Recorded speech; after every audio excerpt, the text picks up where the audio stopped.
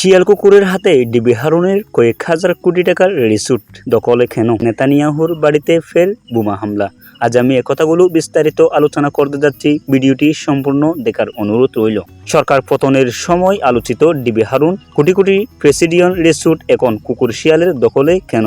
কিশোরগঞ্জে হাওয়া উপজেলা মিঠামিনে অবস্থিত একমাত্র আধুনিক রিসোর্ট শানসন নির্বাথা আলু নেই দামি গাড়ির বহর, এমনকি হেলিকপ্টারও নেই। পুলিশের গোয়েন্দা শাখা ডিবির সাবেক প্রধান হারুন ইয়াহিয়া রশিদের প্রেসিডিয়ান্স রিসোর্ট দিনরাত শিয়াল কুকুরের হাতে আনাগানা রয়েছে বলে জানা গেছে এই প্রতিবেদনে। অন্যদিকে উত্তর ইসরায়েলের সিজারিয়ায় ইসরায়েলের প্রধানমন্ত্রী বেনিয়ামিন নেতানিয়াহুর বাড়িতে দুটি ফায়ার বোমা নিক্ষেপ করা হয়েছে। পুলিশ জানায় শনিবার নিক্ষিপ্ত বোমাগুলো তার বাড়ির বাগানে পড়ে।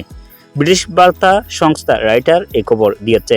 পুলিশ এক বিবৃতিতে আরও বলেছে যে ঘটনার সময় নেতানিয়াহু বা তার পরিবার কেউই বাড়িতে উপস্থিত ছিল না, কেননা ক্ষয়ক্ষতির খবরও পাওয়া যায়নি বলে জানা হয়েছে এক ভিডিও বার্তায়।